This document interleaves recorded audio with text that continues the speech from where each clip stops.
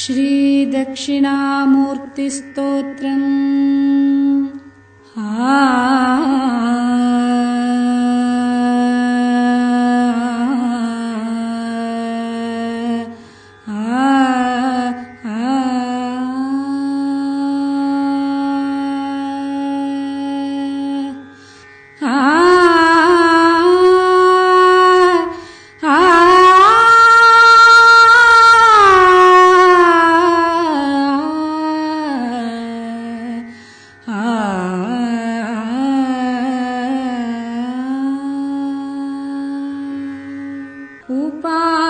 उपासकानां यदुपासनीयम् उपात्तवासं वटशाखिमूले तद्धाम दाक्षिण्यजुषा स्वमूर्त्या जागर्तु चित्ते मम बोधरूपम् अद्राक्षमक्षीणदयानिधानम् आचार्यमाद्यं वटमूलभागे मौनेन मन्दस्मितभूषितेन महर्षिलोकस्य तमोनुदन्तम् विद्राविताशेषतमो गणेन मुद्राविशेषेण मुहुर्मुनीनां निरस्य मायां दयया विधत्ते देवो महांस्तत्त्वमसीति बोधम् अपारकारुण्यसुधातरङ्गैः अपाङ्गपातैरवलोकयन्तम् कठोरसंसार निदाघतप्तान् मुनीनहं नौमि गुरुं गुरूणां ममाद्य देवो वटमूलवासी कृपाविशेषात् कृतसन्निधानः ओङ्काररूपामुपदिश्य विद्याम् आविद्य कध्वान्तमपाकरोतु कलाभिरिन्दोरिव कल्पिताङ्गं मुक्ताकलापैरिव बद्धमूर्तिम् आलोकये देशिकमप्रमेयम् अनाद्यविद्यातिमिरप्रभातम् स्वदक्षजानुस्थितवामपादम् पादोदरालङ्कृतयोगपट्टम् अपस्मृतेराहितपादमङ्गे प्रणौमि देवं प्रणिधानवन्तम् तत्त्वार्थमन्तेव सतां वृषीणां युवापि यः सन्नुपदेष्टुमीष्टे प्रणौमि तं प्राक्तनपुण्यजालैः आचार्यमाश्चर्यगुणाधिवासम् एकेन मुद्रां परशुं करेण चान्येन मृगं दधानः स्वजानुविन्यस्तकरः पुरस्तात् आचार्यचूडामणिराविरस्तु आलेपवन्तं मदनाङ्गभूत्या शार्दूलकृत्या परिधानवन्तम् आलोकये कञ्चन देशिकेन्द्रम् अज्ञानवाराकरवाडवाग्निम् चारुस्मितं सोमकलावतंसं वीणाधरं व्यक्तजटाकलापम् उपासते केचन योगिनस्त्वाम् उपात्तनादानुभवप्रमोदम् उपासतेयं मुनयः शुकाद्याः निराशिषो निर्ममताधिवासाः तं दक्षिणामूर्ति तनुं महेशम् उपास्महे मोहमहार्तिशान्त्यै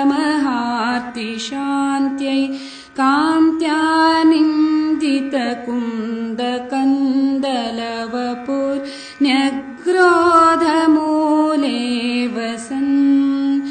कारुण्यामृतवारिभिर्मुनिजनं सम्भावयन् वीक्षितैः मोहध्वान्तविभेदनं विरचयन् बोधेन तत्तादृशा देवस्तत्त्वमसीति बोधयतु मां मुद्रावता पाणिना अगौरगात्रैरललाटनेत्रैः अशान्तवेषैरभुजङ्गभूषैः अबोधमुद्रैरनपास्तनिद्रैः अपूर्णकामैरमरैरलम्नः दैवतानि कति सन्ति चावनो नैव तानि मनसो मतानि मे दीक्षितं जडधियामनुग्रहे दक्षिणाभिमुखमेव दैवतं मुदिताय मुग्ध शशिनावतंसिने भसितावलेप रमणीयमूर्तये जगदिन्द्रजालरचनापटीयसे महसे नमोऽस्तु वटमूलवासिने व्यालम्बिनीभिः परितो जटाभिः कलावशेषेण कलाधरेण पश्यल्ललाटेन मुखेन्दुना च प्रकाशसे चेतसि निर्मलानाम् उपासकानां त्वमुमासहायः पूर्णेन्दुभावं प्रकटीकरोषि यदद्यते दर्शनमात्रतो मे द्रवत्यहो मानसचन्द्रकान्तः यस्ते प्रसन्नामनुसन्दधानो मूर्तिं मुदा मुग्धशशाङ्कमौलेः ऐश्वर्यमायुर्लभते च विद्याम् अन्ते च वेदान्तमहारहस्यम् अन्ते च वेदान्तमहारहस्यम् अन्ते च वेदान्तमहारहस्यम् उपासकानां यदुपासनीयम् उपात्तवासं वटशाखिमूले तद्धाम दाक्षिण्यजुषा स्वमूर्त्या जागर्तु चित्ते मम बोधरूपम् अद्राक्षमक्षीणदयानिधानम् आचार्यमाद्यं वटमूलभागे मौनेन मन्दस्मितभूषितेन महर्षिलोकस्य तमोनुदन्तम् विद्राविताशेषतमो गणेन मुद्राविशेषेण मुहुर्मुनीनां निरस्य मायां दयया विधत्ते देवो महांस्तत्त्वमसीति बोधम् अपारकारुण्यसुधातरङ्गैः अपाङ्गपातैरवलोकयन्तम् कठोरसंसार निदाघतप्तान् मुनीनहं नौमि गुरुं गुरूणां ममाद्य देवो वटमूलवासी कृपाविशेषात् कृतसन्निधानः ओङ्काररूपामुपदिश्य विद्याम् आविद्यकध्वान्तमपाकरोतु कलाभिरिन्दोरिव कल्पिताङ्गम् मुक्ताकलापैरिव बद्धमूर्तिम् आलोकये देशिकमप्रमेयम् अनाद्यविद्यातिमिरप्रभातम् स्वदक्षजानुस्थितवामपादम् पादोदरालङ्कृतयोगपट्टम् अपस्मृतेराहितपादमङ्गे प्रणौमि देवम् प्रणिधानवन्तम् तत्त्वार्थमन्तेव सताम् वृषीणाम् युवापि यः सन्नुपदेष्टुमीष्टे प्रणौमि तम् प्राक्तनपुण्यजालैः आचार्यमाश्चर्यगुणाधिवासम् एकेन मुद्राम् परशुम् करेण चान्येन मृगम् दधानः स्वजानुविन्यस्तकरः पुरस्तात् आचार्यचूडामणिराविरस्तु आलेपवन्तम् मदनाङ्गभूत्या शार्दूलकृत्या परिधानवन्तम्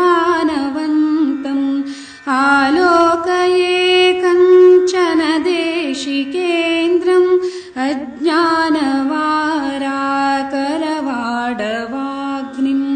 चारुस्मितम् सोमकलावतंसम् वीणाधरम् व्यक्तजटाकलापम् उपासते केचन योगिनस्त्वाम् उपात्तनादानुभवप्रमोदम् उपासतेयम् मुनयः शुकाद्याः निराशिषो निर्ममताधिवासाः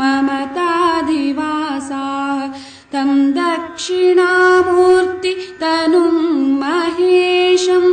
उपास्महे मोहमहार्तिशान्त्यै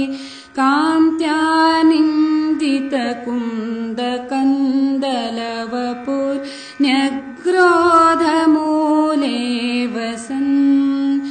कारुण्यामृतवारिभिर्मुनिजनम् सम्भावयन् वीक्षितैः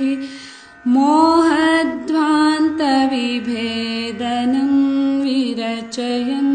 बोधेन तत्तादृशा देवस्तत्त्वमसीति बोधयतु माम् मुद्रावतापाणिना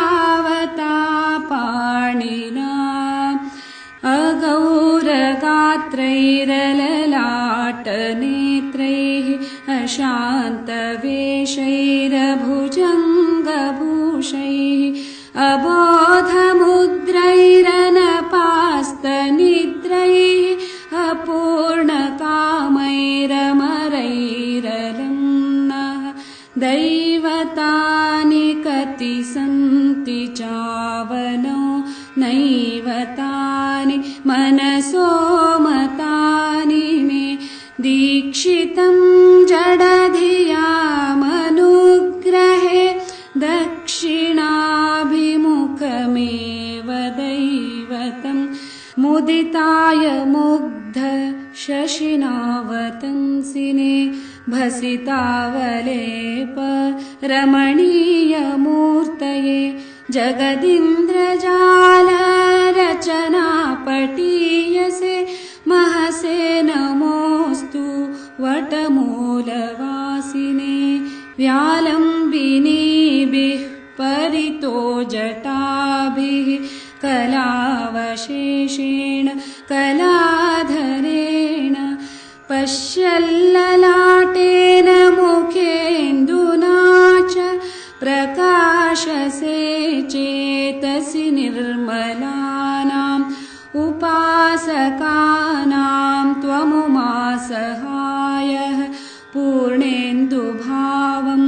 प्रकटीकरोषि यदद्यते दर्शनमात्रतो मे द्रवत्यहो मानसचन्द्रकान्तः यस्ते प्रसन्नामनुसन्दधानो मूर्तिं मुदा मुग्धशशाङ्कमौलेः ऐश्वर्यमायुर्लभते च विद्या